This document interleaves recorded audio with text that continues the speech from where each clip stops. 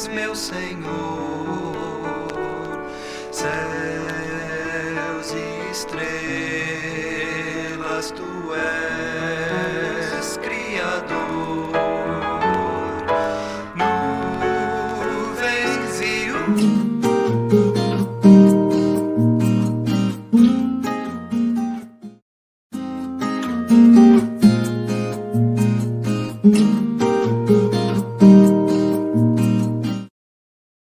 Bom dia, pessoal. O nosso estudo de hoje é doutrinário.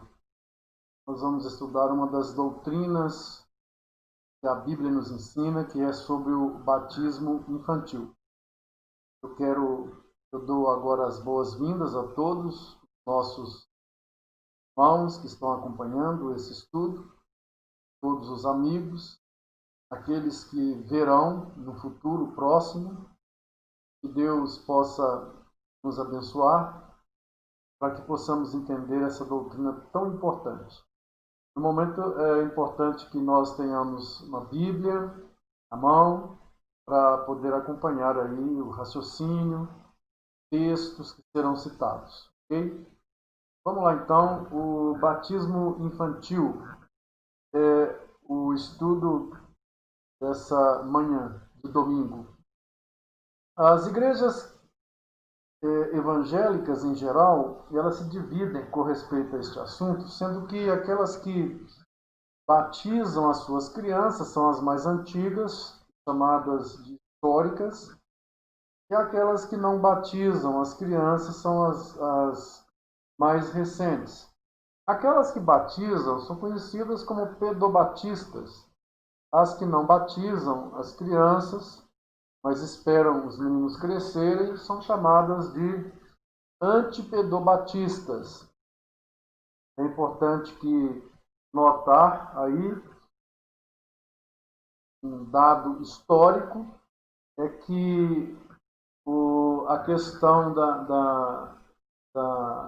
do rebatismo da criança, ele só passa a acontecer a partir de 1523. Em sua quase totalidade, as igrejas cristãs, desde da era primitiva, batizava as suas crianças. Então, houve aí no século V depois de Cristo, um homem chamado Pelágio. Ele era um monge e, influenciado por doutrinas cristãs, ele então negava a necessidade do batismo, inclusive do batismo de criança. Ele negava a necessidade dos dois batismos, por considerar que o homem ele poderia obter a sua santidade através do seu próprio esforço. Então foi uma heresia que surgiu e que foi combatida por Agostinho. Pois bem, com respeito a essa questão do batismo infantil, o que você pensa a respeito? Qual que é o seu posicionamento? Você já teve algum estudo sobre isso? Se alguém te perguntasse por que a sua igreja batiza criança, você saberia explicar? E você que pertence a uma igreja que não batiza crianças, qual o seu posicionamento? Você já ouviu algum estudo sobre o batismo infantil? Então, é importante participar nessa manhã. Todos aqueles que quiserem participar, dando a sua opinião, inclusive fazendo as suas abordagens, citando textos bíblicos, poderá fazê-lo, pois isso enriquece mais ainda o nosso estudo bíblico. Para nós entendermos essa doutrina do batismo infantil, nós precisamos entender a doutrina da aliança, ou do concerto, ou do pacto. Nós não entenderemos batismo infantil sem entender o que é a doutrina do pacto. É preciso entender a questão da aliança de Deus conosco profundamente para que nós então entendamos o batismo infantil, que é consequência do pacto. Então é preciso entender pacto. É interessante que eu vou falar de dois pactos nessa manhã. O primeiro pacto, e abrindo um parênteses, pacto, concerto, aliança, testamento, são palavras que estão designando a mesma realidade. É um acordo que é feito entre duas partes. Entretanto, quando se refere a Deus e ao homem, esse acordo é feito entre Deus e o homem, sendo que o que a gente vê na Bíblia é que nesse acordo Deus entra com todas as cláusulas e o homem entra com a sua obediência. O resultado disso é a bênção sobre esse homem obediente.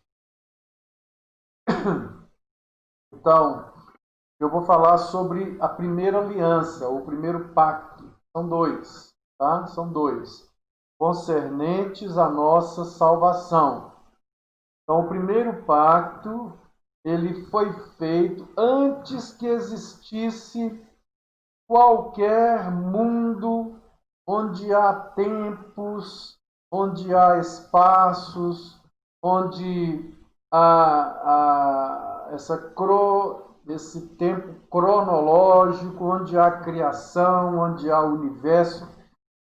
Esse pacto foi feito na eternidade entre a Santíssima Trindade, Pai, Filho e Espírito Santo. Então, esse Pai, ele é gerado pelo Pai, que gerencia esse pacto. O Filho, ele entra nesse pacto como representante e cabeça e fiador do seu povo. E o Espírito Santo entra nesse pacto como o aplicador da graça, que é resultado desse pacto. Esse pacto ele é feito antes da fundação do mundo e ele é feito na eternidade. Ele é feito na eternidade entre a Santíssima Trindade. É importante entender isso, porque nós vamos falar agora de um outro pacto que se dá na história. Esse outro pacto ele é feito entre Deus e o homem. Ele é feito entre Deus e o homem. Então, na história, Deus chama Abrão e faz com Abrão um pacto ao qual os teólogos chamam de aliança da graça. Vejam que o pacto que ele faz com o seu filho é a aliança da redenção, da nossa redenção. Ele faz essa aliança com o filho, do filho passar por todos os processos para a nossa redenção. Esse daí foi feito antes da fundação do mundo. Mas esse outro que ele faz com Abraão, ele faz esse pacto com Abraão, chamado de pacto da graça. Por quê? Porque nesse pacto, Abraão recebe a graça ou os benefícios que foram conquistados no primeiro pacto. Ok? Então, se nós lermos lá em Gênesis capítulo 12, de 1 a 3, e Gênesis 17, 7 e 24, a gente vai ver então alguma coisa a respeito desse primeiro pacto. E lá em Gênesis, no capítulo 12, diz assim: Ora, disse o Senhor a Abraão: sai da tua terra, da tua parentela e da casa de teu pai, e vai para a terra que eu te mostrarei. De ti farei uma grande nação, e te abençoarei, te engrandecerei o nome, sê tu uma bênção. Abençoarei os que te abençoarem, e amaldiçoarei os que te amaldiçoarem. Em ti serão benditas todas as famílias da terra. Vejam bem o anúncio que Deus está fazendo para Abrão, quando ele estava em Terã, e agora ele, no capítulo 17, quando atingiu Abrão a idade de 99 anos, apareceu-lhe o Senhor e disse-lhe: Eu sou o Deus Todo-Poderoso, anda na minha presença e ser perfeito. Farei uma aliança entre mim e te multiplicarei extraordinariamente. Agora, se a gente pegar o versículo 7, a gente vai ver o seguinte: no versículo 7, estabelecerei a minha aliança entre ti e a tua descendência, no decurso das suas gerações, aliança perpétua. Aliança perpétua, essa palavra perpétua aqui é interessante, para ser o teu Deus e da tua descendência. E ainda o versículo 24, que diz o seguinte: tinha Abraão 99 anos de idade quando foi circuncidado na carne do seu prepúcio. Então, Deus chama, lá em Gênesis 12, Gênesis 17, institui-se uma aliança e cria-se um sinal visível que os homens podem ver, que mostram que aquela pessoa está entrando para a aliança. Que sinal é esse?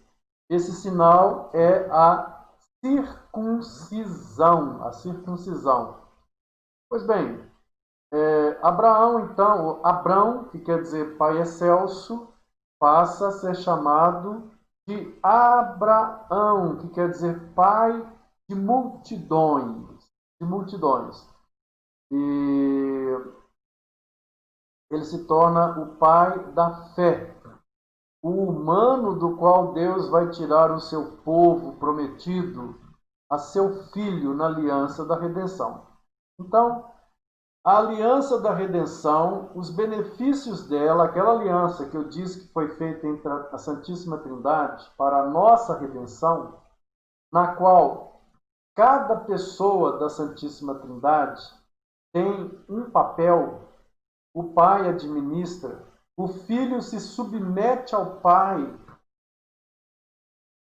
na terra, fazendo a obra da redenção, e o Espírito Santo é ele quem aplica a obra da salvação ao povo de Deus.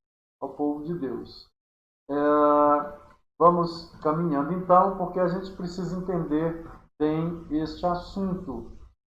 Essa aliança que Deus fez com Abrão, essa aliança, a aliança da graça, a que ele faz com o filho dele é a aliança da nossa redenção.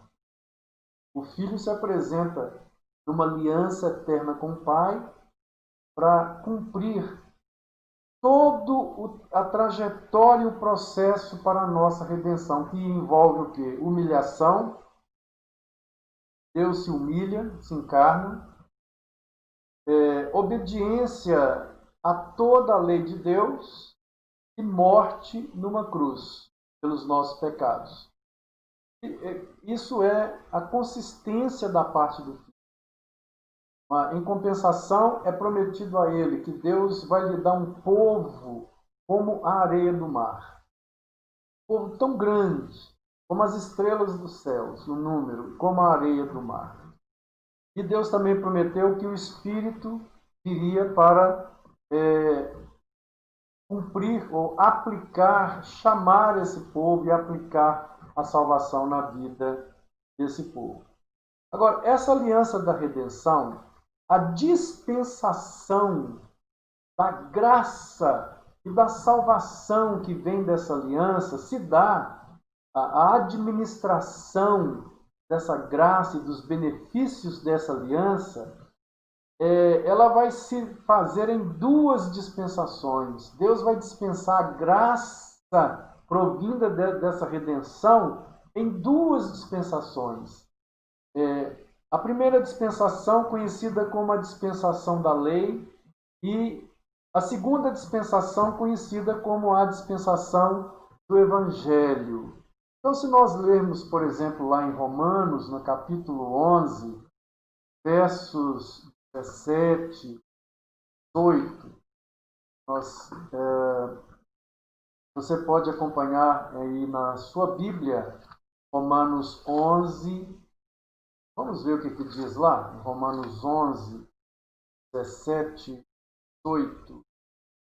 E diz assim, o apóstolo Paulo, ele fala o seguinte: se, porém, alguns dos ramos foram quebrados, e tu, sendo oliveira brava, foste enxertado em meio deles, e te tornaste participante da raiz e da seiva da oliveira, não te glories contra os ramos, porém, se te gloriares, sabe que não és tu que sustentas a raiz, mas a raiz a ti. Paulo está falando aqui que Deus sempre teve um povo só. Deus não tem dois povos. Na dispensação da lei, o povo de Deus se chama Israel. Na dispensação da graça, o povo de Deus se chama igreja.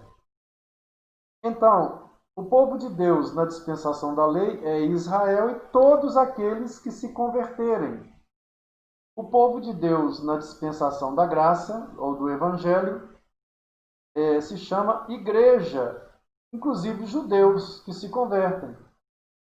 Portanto, a dispensação da aliança eterna da redenção, ela se dá numa chamada velha dispensação, a dispensação da lei, e uma nova dispensação, a dispensação do Evangelho ou da graça. Agora, é importante notar que a aliança é uma só, a aliança da graça. Dos benefícios da aliança da redenção, conhecida como aliança da graça, essa aliança, ela é uma só. Não existe uma aliança com os judeus e uma aliança com a igreja. A aliança foi feita com Abraão. Com Abraão. E essa é uma aliança só. Vamos dar continuidade, então? Como a aliança que Deus fez com Abrão, tá? Em Gênesis 17, tinha um sinal que mostrava que uma aliança estava sendo celebrada. Também a aliança na nova dispensação também tem um sinal, que é o batismo em nome do Pai, do Filho e do Espírito Santo. O que é o batismo? O batismo é um sinal, um selo de que a pessoa, Deus entrou em aliança com aquela pessoa. No Velho Testamento era a circuncisão, no Novo Testamento é o batismo. E a gente vai ver aqui na frente que batismo e circuncisão têm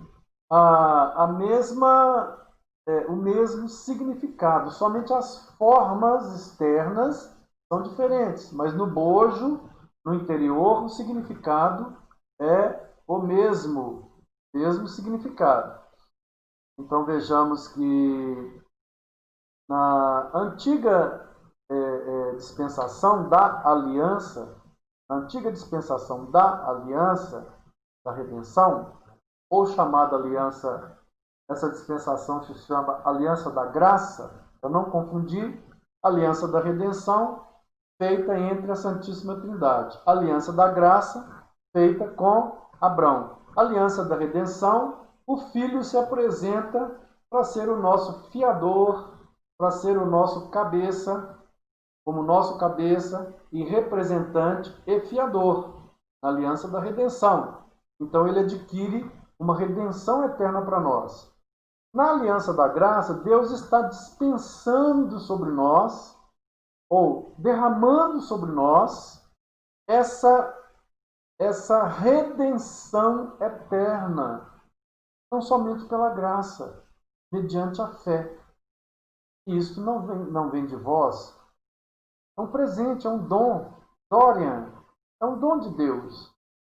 Então, agora nós vamos entrar na questão das crianças. Vejam bem, quando alguém chegava no Antigo Testamento para a salvação dele no Antigo Testamento, a pessoa precisava crer.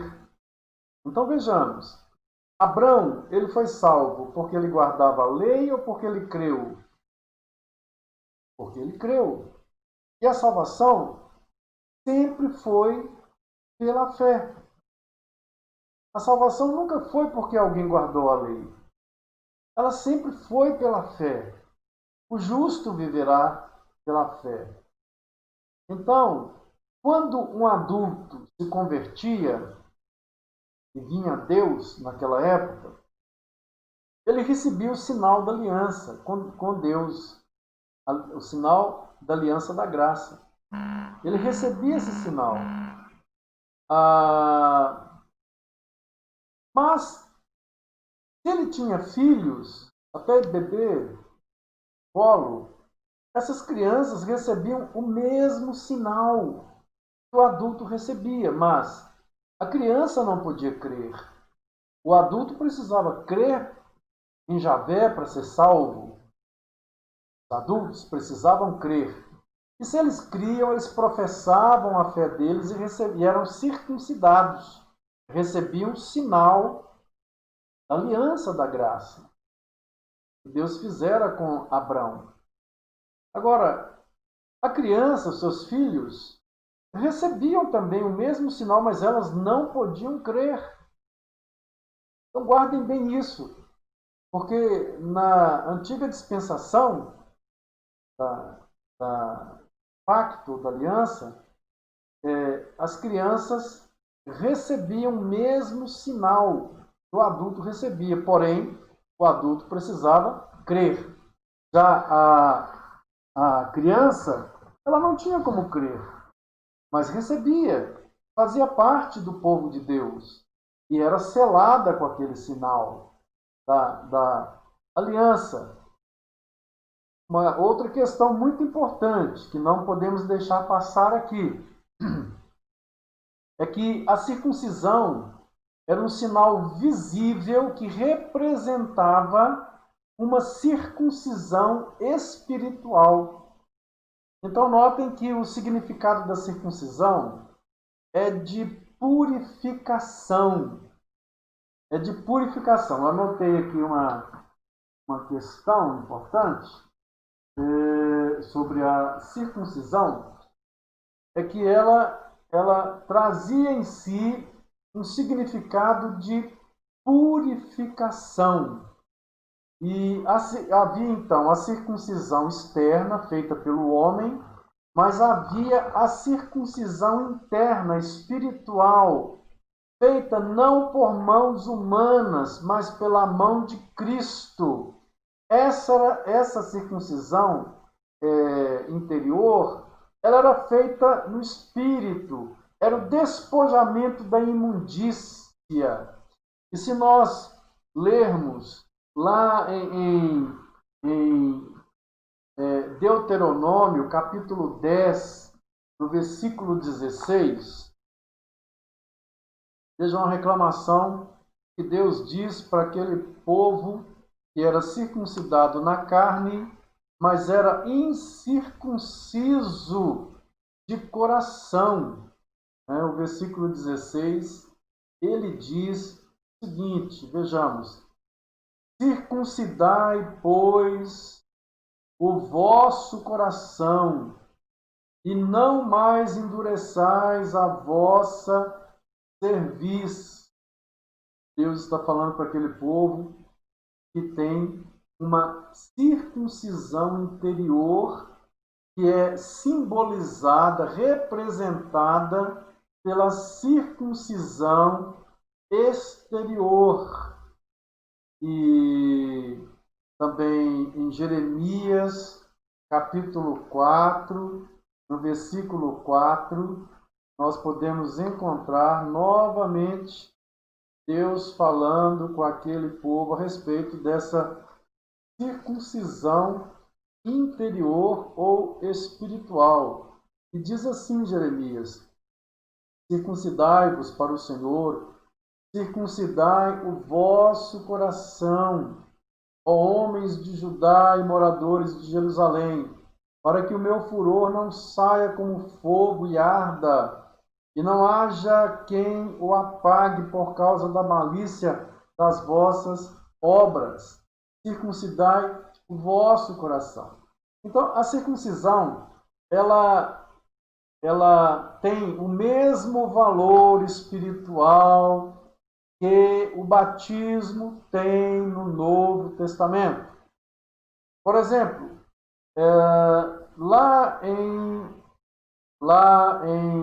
no Velho Testamento, em Ezequiel, né, lá no capítulo 36, de 25 a 28, vejam o que diz sobre essa purificação interior. Então aspergirei água pura sobre vós e ficareis purificados de todas as vossas imundícias e de todos os vossos ídolos vos purificarei. Também vos darei um coração novo, e porei dentro de vós um espírito novo, e tirarei da vossa carne o coração de pedra, e vos darei um coração de carne. Ainda porei dentro de vós o meu espírito, e farei que andeis nos meus estatutos e guardeis as minhas ordenanças e as observeis. Notaram bem? Ezequiel, não é? É Ezequiel? Vamos ver, vamos conferir aqui. É Ezequiel mesmo. Notaram bem que Ezequiel, ele está falando que Deus vai derramar o seu espírito sobre aquele povo e vai tirar a imundícia daquele povo e vai tirar o coração duro, o ídolo de dentro do povo dele. Notaram bem isso? Notaram que a circuncisão, ela fala de purificação interior, e Ezequiel está falando de uma purificação, mas só que agora ele já introduz água. Ele já introduz o elemento água. Ele já introduz o verbo derramar. Derramarei sobre vós.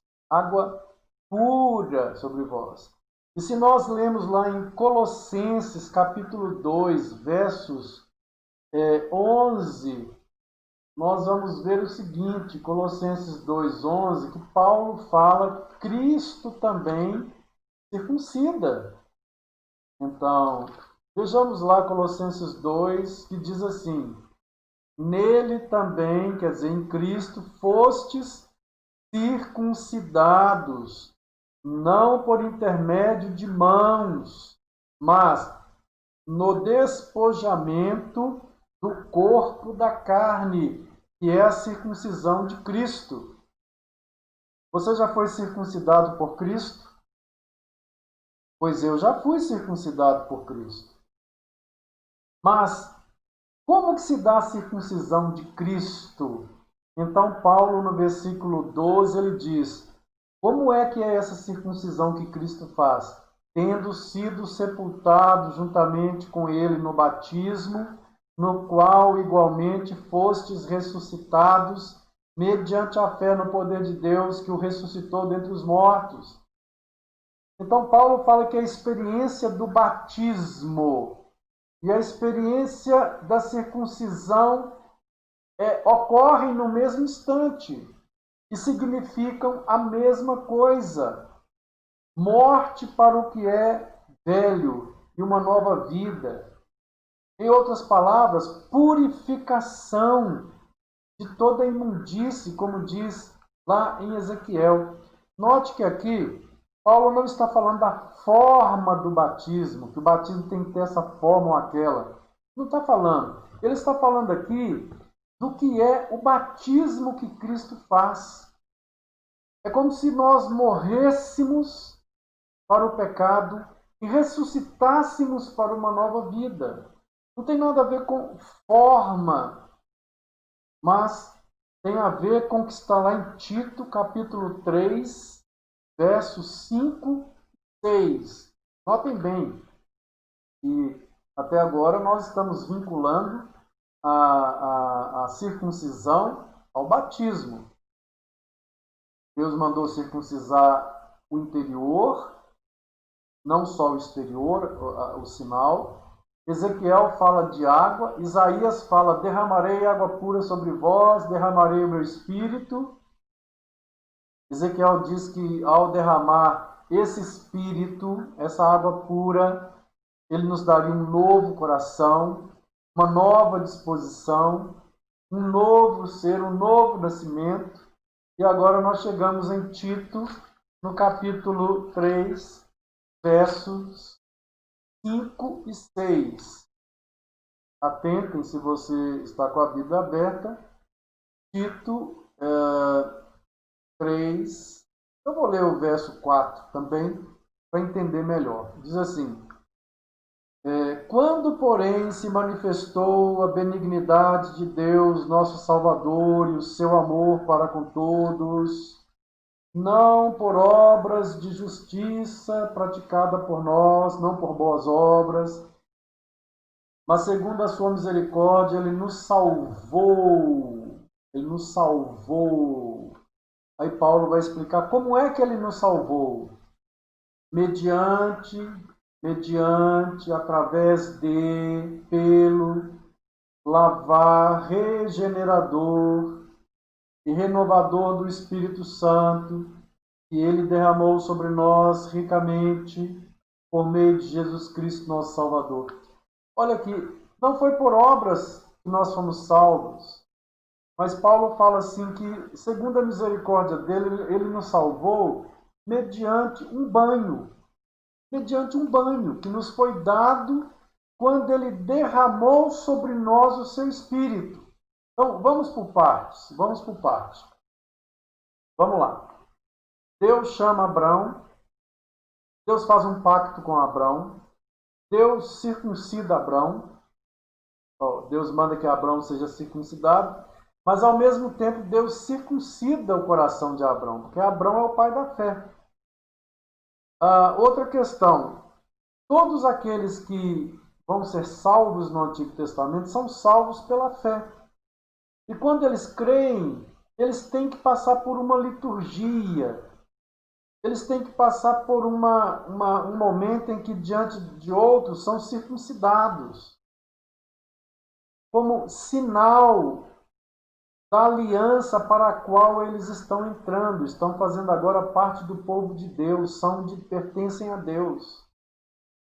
Mas para fazer essa profissão de fé, ele precisa crer.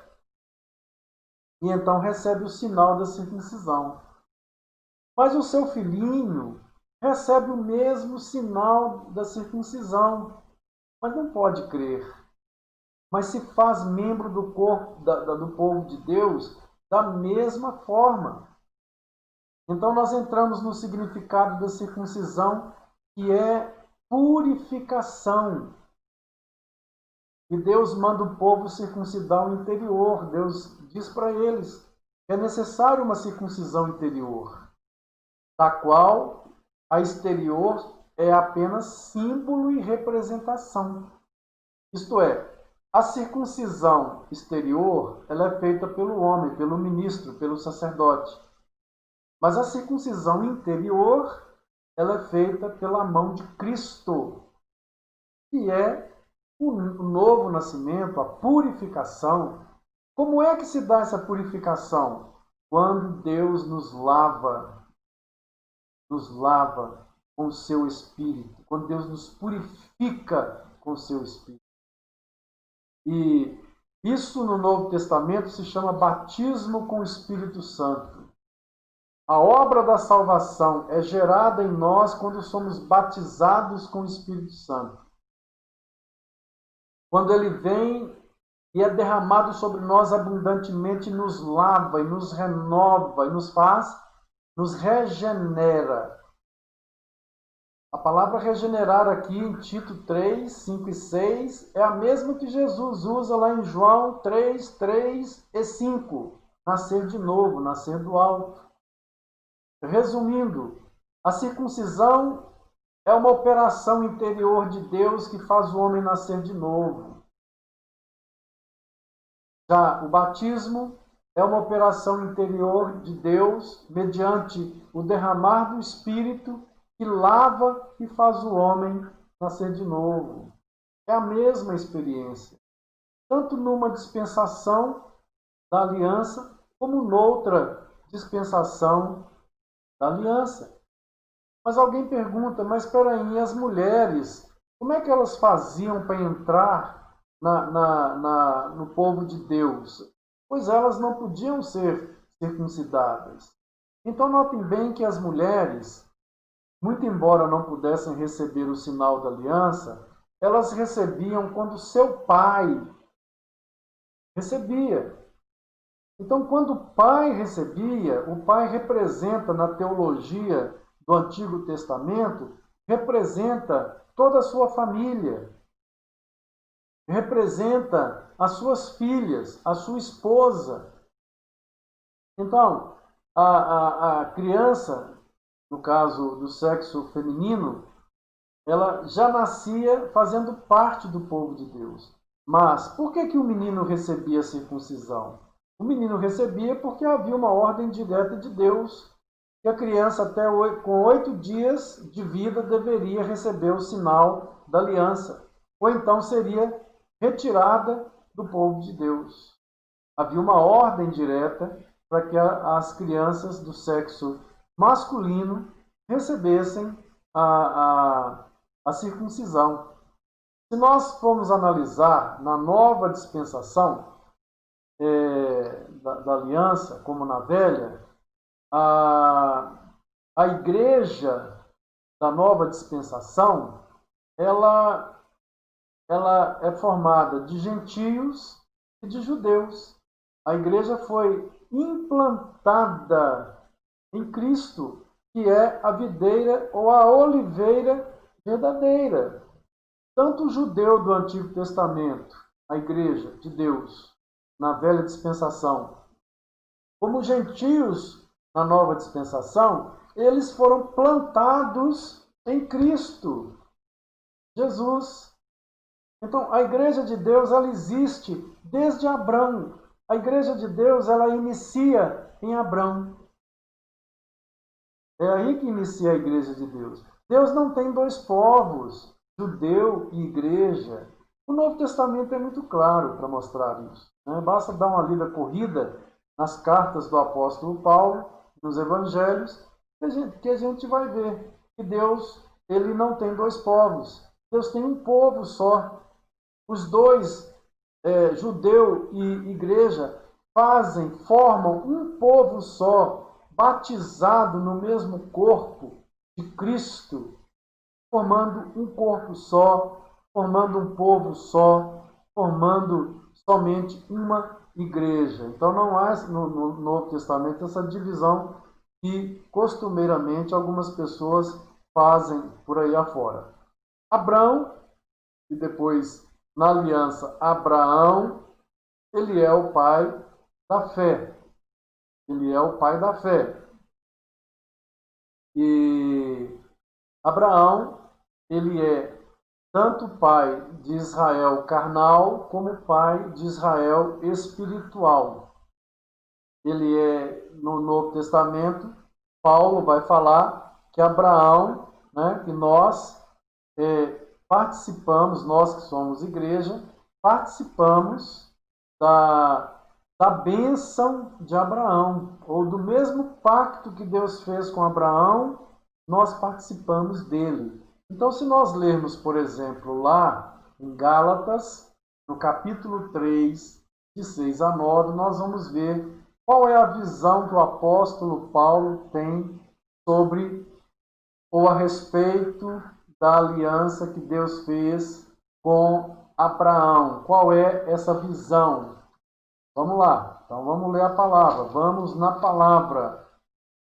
Gálatas 3, de 6 a 9. Você pode abrir sua Bíblia e acompanhar a leitura que eu vou fazer aqui agora. E ele diz: é o caso de Abraão, que creu em Deus e isso lhe foi imputado para a justiça. Olha, Abraão creu e foi salvo. Então, essa história de que a salvação ela é pela fé somente no Novo Testamento, não está muito dentro do que Paulo está falando, não. Abraão, para ser salvo, ele precisou crer. Ele é o pai da fé. Sabei, pois, que os da fé é que são os filhos de Abraão. Então, aqueles que são da fé, tanto na antiga aliança, como na antiga dispensação da aliança, como na nova dispensação, os da fé é que são os verdadeiros filhos de Abraão. Os que não eram da fé, que eram da desobediência, que eram do mal, eles eram filhos da carne, genética humana, mas não eram espiritualmente filhos de Abraão. Vamos continuar. Versículo 8. Ora, tendo a Escritura previsto que Deus justificaria pela fé os gentios, preanunciou o Evangelho a Abraão. Em ti serão abençoados todos os povos. Olha que interessante que Deus diz para Abraão em Gênesis 12. Né? Em ti abençoarei todas as famílias dos povos. E aqui Paulo nos explica como que Deus vai abençoar. Né? Através do Evangelho. Quando o Evangelho chega a alguém, a bênção de Abraão está chegando. Quando o Evangelho entra no coração e o poder do Evangelho transforma uma vida, uma família, a bênção de Abraão, da aliança que foi feita com Abraão, está chegando. E aí no versículo 9, Paulo diz: de modo que os da fé são abençoados com o crente Abraão, os da fé. Então notem que a aliança que nós fazemos parte hoje é a mesma aliança que Deus fez com Abraão. É a mesma aliança que Deus fez com Abraão. E se a gente vai para Efésios 2, 11, de 11 a 16... bom, em Gálatas ainda tem o versículo 29, é isso, né? Gálatas 3, 29, ok? E diz assim, Gálatas 3, 29. E se sois de Cristo, também sois descendentes de Abraão, herdeiros segundo a promessa.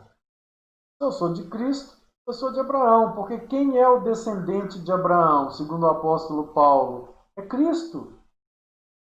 Cristo é o descendente de Abraão. E se eu estou em Cristo, eu sou descendente de Abraão também. Esse é o pensamento do apóstolo Paulo.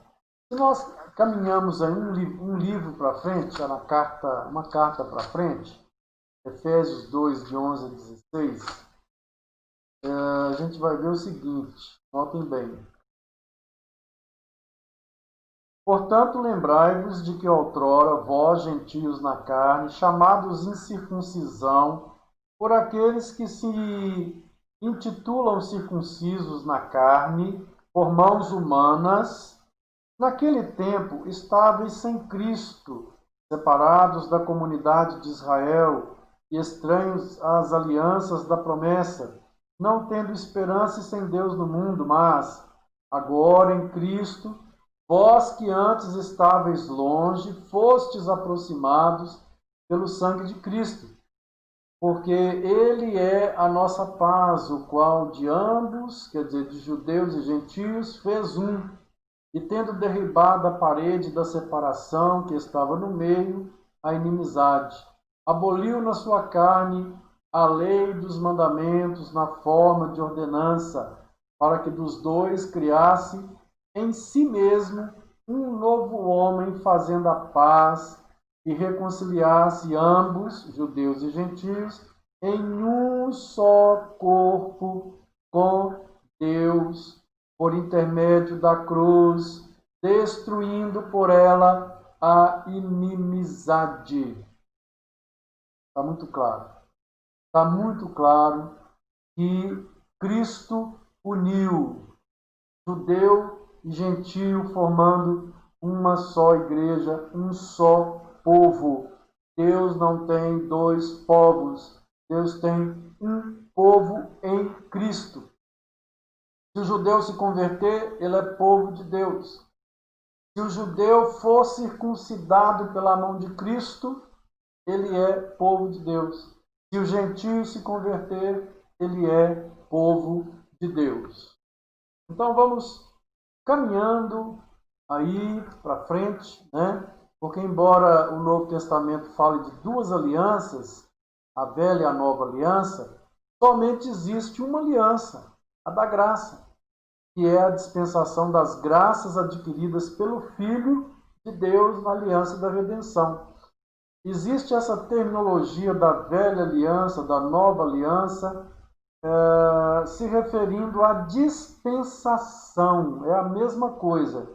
Quando diz a velha aliança, ou Velho Testamento, a nova aliança, no sangue de Cristo, a velha aliança, no sangue de bodes e animais e touros, porque é a aliança da sombra, ou é a dispensação da aliança da redenção, aquela feita entre o Pai, o Filho e o Espírito Santo, que na dispensação da sombra, ou da lei, ela consistia em tipos, em símbolos, em profecias, em prefigurações.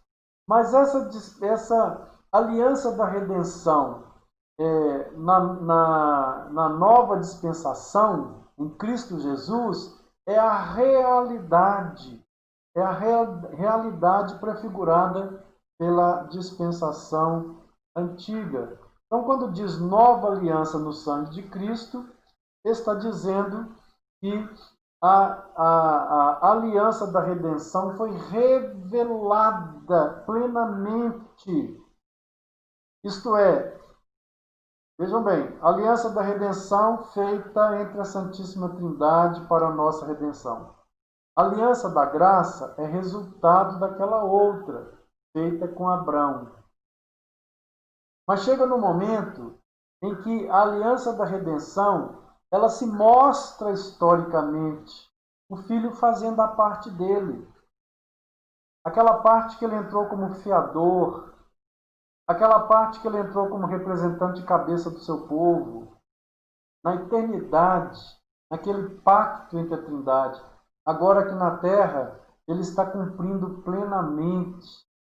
Então, a sua morte e a sua ressurreição vem inaugurar uma nova dispensação, que é conhecida como a dispensação do Evangelho, a dispensação da graça.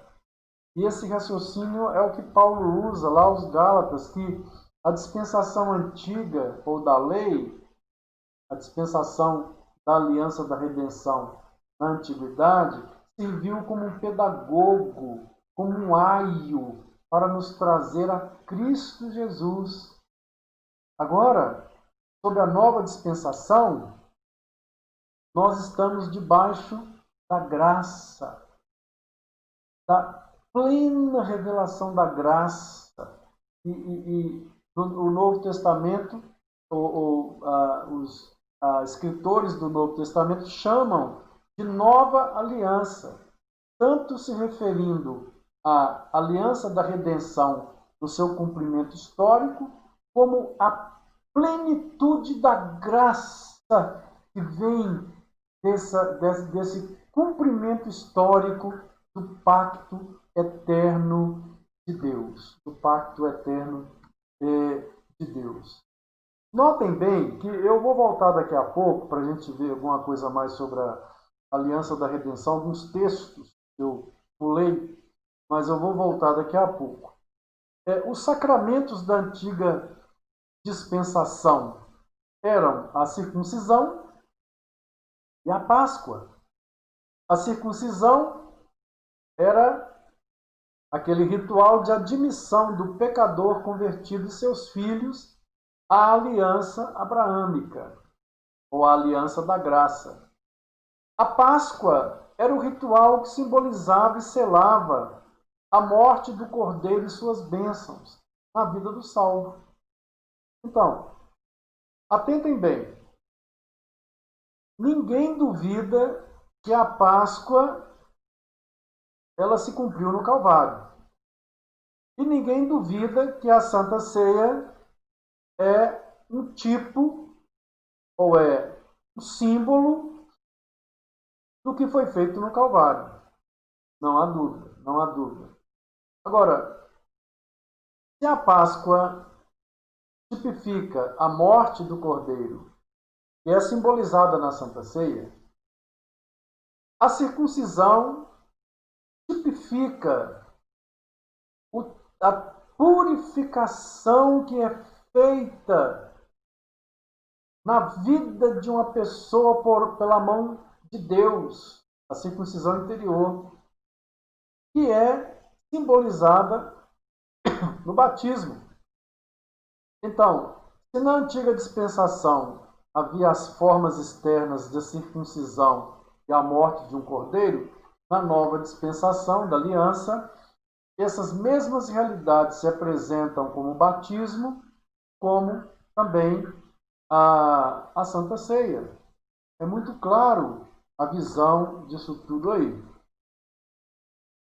Os sacramentos continuam, os sinais mudam. O sinal externo mudou de circuncisão para água, para simbolizar a purificação interior, e a questão da Páscoa, não se mata mais ovelha porque o Cordeiro de Deus já morreu na cruz.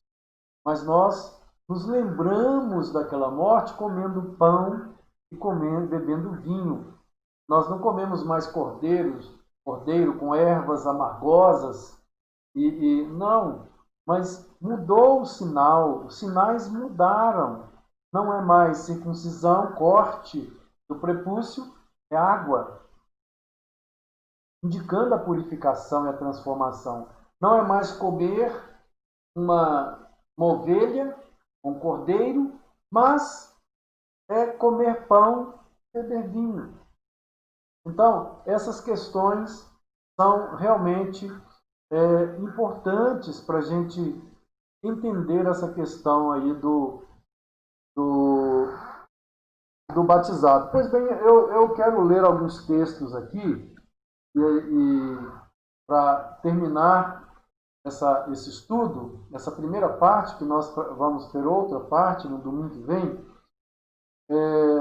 alguém poderia perguntar quais são os textos bíblicos que mostram que houve uma aliança entre Pai e Filho na eternidade, Pai, Filho e Espírito Santo. Então vejamos alguns textos, isso é muito importante, que indicam claramente o fato de que o plano da redenção estava incluído, ou foi feito na eternidade. Antes de eu nascer, antes que houvesse qualquer estrela no céu, ou terra, ou tempo, ou espaço, ou categorias que nós estamos acostumados a elas, já havia um plano. O Cordeiro já havia morrido. A escolha do povo já havia sido feita. Deus já havia me selecionado, me escolhido, me chamado, me salvado. Então, como que isso pode ser entendido senão num linguajar de uma aliança que houve entre o Pai? Essas coisas já estavam no plano de Deus antes da fundação do mundo. Estavam realizadas, prontas. Então, o primeiro texto é Efésios 1:4, que vão demonstrar que todas essas realidades já estavam prontas antes de nós nascermos. E diz assim: e assim como nos escolheu nele antes da fundação do mundo, para sermos santos e irrepreensíveis perante ele e em amor. Então, antes da fundação do mundo, já essas coisas já estavam com Deus. Escolha, redenção, morte do seu filho. E um outro texto que vai mostrar isso é Efésios 3:11. Vai dizer o seguinte, Efésios 3:11. Diz assim o texto: segundo o eterno propósito de Deus que estabeleceu em Cristo Jesus, nosso Senhor. Segundo o eterno propósito. O eterno propósito que estabeleceu. Então, há um propósito, a palavra propósito aqui, plano é mesmo, e decreto, plano, propósito, são traduções para essa palavra grega. Então, se nós colocarmos segundo o eterno decreto que ele estabeleceu em Cristo, há um decreto eterno antes de qualquer coisa que tivesse sido criada. Há um propósito, um plano, um decreto eterno em Cristo. Por que em Cristo? Porque há uma aliança feita em Cristo Jesus. E ainda, segundo aos Tessalonicenses 2:13. Vamos ver lá, segundo aos Tessalonicenses. Abra sua Bíblia e acompanhe conosco aí os textos que nós estamos lendo. Segundo aos Tessalonicenses 2:13, que diz: entretanto, devemos sempre dar graças a Deus por vós, irmãos amados pelo Senhor, porque Deus vos escolheu desde o princípio para a salvação, através da santificação do Espírito e fé na verdade. Deus vos escolheu desde o princípio. Que princípio? Essa palavra princípio aqui é a mesma que aparece em João, Evangelho, capítulo 1, versículo 1. No princípio era Deus, e era o Verbo, e o Verbo estava com Deus, e o Verbo era Deus. Princípio aqui quer dizer eternidade. Desde a eternidade eu já sou escolhido. Deus me escolheu. Mas escolheu para a salvação. Deus me escolheu para a salvação. E ainda outro texto é 2 Timóteo 1:9. Sei lá. 2 Timóteo 1:9 diz assim: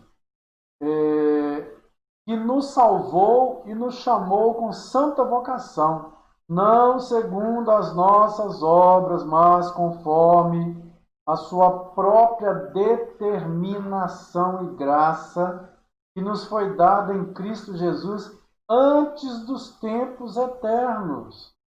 Já havia uma determinação de Deus em Cristo Jesus. Aqui esse em Cristo significa através de Cristo, por meio de Cristo. A minha salvação já estava lá. Por quê? Porque o Filho se apresentou como meu fiador, como meu representante. E ainda há alguns textos que eu gostaria de ler, algumas passagens que não somente mostram que o plano divino de salvação dos pecadores é eterno, mas também indicam que esse plano é da natureza de uma aliança. Os textos que eu li agora mostram que a nossa salvação já está incluída no plano eterno de Deus. Agora eu vou ler alguns textos que mostram que esse plano, né? Os textos mostram características de uma aliança que é feita entre Deus e o seu povo. Então, o primeiro que eu vou ler aqui, se apresenta, né, é João 5:30. Então, note que esses textos que eu vou ler agora, Cristo fala das promessas a ele feitas antes do seu advento. Promessas que foram feitas a ele na eternidade. Notem bem, para haver um pacto, tem que ter duas partes. Uma entra com as cláusulas, outra entra com a obediência. E se há obediência total, há então promessas de recompensa. Então, os textos que eu vou ler agora mostram claramente, são textos que mostram características de aliança. Por exemplo, João 5:30. O Evangelho de João, no capítulo 5, no versículo 30. Esse texto mostra claramente que há, então, elementos de aliança. E Jesus, então, fala aqui em João 5:30. Você pode abrir sua Bíblia. Diz assim: eu nada posso fazer de mim mesmo, na forma porque ouço, julgo. O meu juízo é justo, porque não procura a minha própria vontade, sim a daquele que me enviou. Olha, Jesus entra como meu fiador, entra como meu representante, cabeça. Lá na eternidade, ele já é meu redentor, ele já morre por mim. Já há uma morte do Cordeiro antes da fundação do mundo. E evidentemente que essa era uma das cláusulas da aliança. Então, ele fala aqui agora em João 5:30 que ele veio para fazer a vontade daquele que o enviou. Que vontade? Ele é enviado para cumprir a parte dele no pacto. E a gente vai descobrindo, vai desvendando então. Ele tem que estar aqui na terra fazendo o que ele foi enviado para fazer.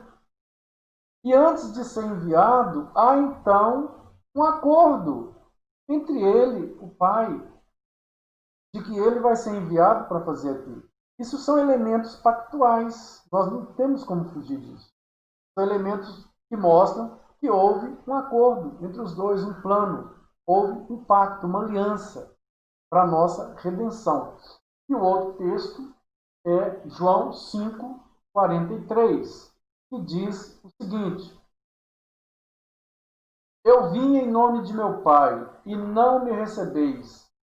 Se outro vier em seu próprio nome, certamente o recebereis. Vejam bem, é um texto que mostra características de uma aliança. Eu vim representando meu Pai. Eu vim em nome do meu Pai. É um texto que mostra uma aliança, que mostra acordo, que mostra pacto. O outro texto que nós vamos citar é João 6, de 38 a 40.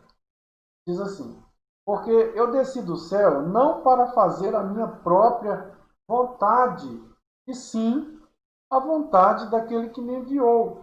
E a vontade de quem me enviou é esta, que nenhum eu perca de todos os que me deu. Pelo contrário, eu o ressuscitarei no último dia. De fato, a vontade de meu Pai é que todo homem que vir o Filho e nele crer tenha a vida eterna. E eu o ressuscitarei no último dia. Notem bem, mais uma vez ele está dizendo que ele está nulo, completamente nulo. Ele veio para fazer a vontade pactual, a vontade que foi selada no pacto. É nesse sentido que nós podemos entender essa submissão de Cristo, do Filho, ao Pai, fazendo a vontade do Pai, enquanto ele está aqui na terra. Em João 17, 4 a 12, o texto é sobremaneira longo, mas vale a pena a gente ver aí alguns versículos. O versículo 4. Eu te glorifiquei na terra, consumando a obra que me confiaste para fazer. Então, elementos de um pacto. Duas partes. Uma entra com cláusulas, outra entra com obediência.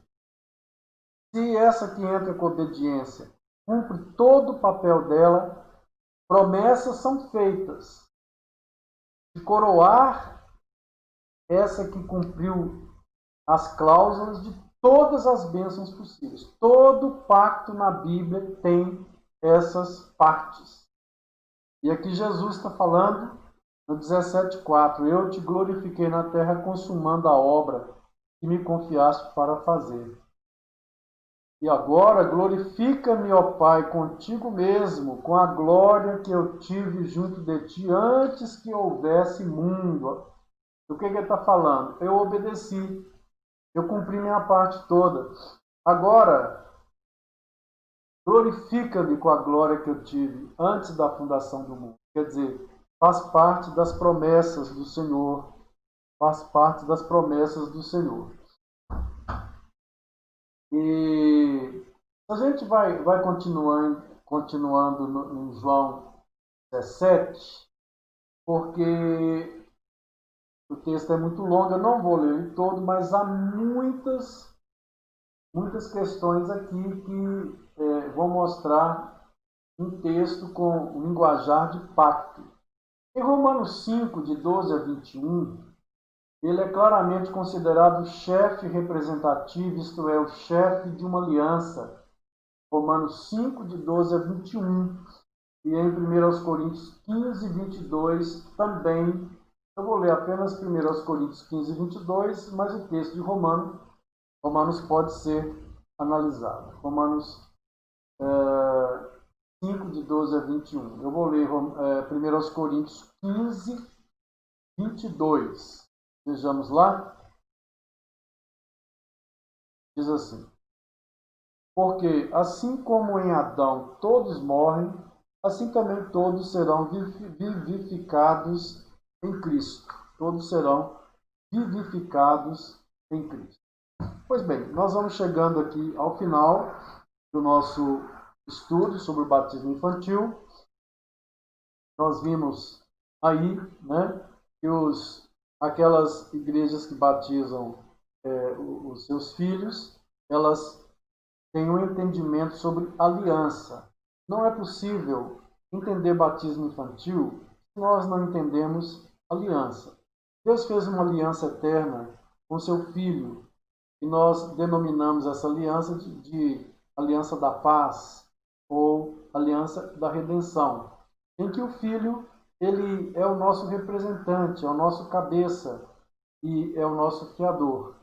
No tempo determinado, Deus o enviou a este mundo para que ele pudesse então cumprir todo o seu tudo aquilo que foi acordado naquele pacto, naquela aliança. Ele veio, se submeteu, se subordinou ao Pai nessa aliança, enquanto esteve aqui na terra, cumpriu toda a sua parte, e como recompensa, Deus o exaltou sobremaneira e o colocou acima de todo poder, de todo nome, de toda autoridade. Deus o colocou. E o Espírito Santo, então, vem agora fazer a parte dele, que é chamar aquele povo que Deus deu ao seu Filho como recompensa por ter feito a parte dele, chamar e aplicar a este povo as bênçãos do pacto da redenção. Pois bem, Deus então veio a Abraão, fez um pacto de graça, baseado no outro pacto. Porque para nós a redenção é de graça, a salvação é de graça. Para ele, o processo da redenção foi penoso, sofrimento e morte de cruz. Mas para nós é de graça. Deus veio a Abraão e anunciou que agora então ele tem salvação e vai abençoar todas as famílias da terra em Abraão. Naquela época de Abraão, uma pessoa para ser salva, ela tinha que crer, mas os seus filhinhos não. Recebiam o mesmo sinal, sendo que o adulto tinha que crer, mas a criancinha recebia o mesmo sinal, o sinal da circuncisão, ou o sinal da aliança que pertencia a Deus. Nós vimos que no Novo Testamento os sinais externos mudam de corte do prepúcio para a água. Vimos que o sentido da circuncisão é o mesmo do batismo, é a purificação, é a morte para o velho e a vida para o novo. Nós vimos também, então, que a circuncisão ela era feita no Antigo Testamento tanto a exterior como a interior. A exterior pelo sacerdote, a interior, ou pelo o próprio pai da criança fazia, e a interior feita por Cristo. Vimos que no Novo Testamento Paulo fala que todos nós fomos circuncidados no batismo de Cristo. Não no batismo que o homem faz, mas no batismo com o Espírito Santo. Deus faz renascer, nos purifica e faz renascer uma nova criatura em nós. No próximo domingo, nós vamos recorrer então às provas no Novo Testamento do batismo infantil, porque muitos dizem, mostra um texto no Novo Testamento, nós vamos mostrar vários, e também a prova da patrística, ou os pais da igreja que já falavam lá no segundo século, terceiro século, da prática do batismo infantil dentro da igreja. Eu quero desejar a todos um domingo abençoado na presença de Deus.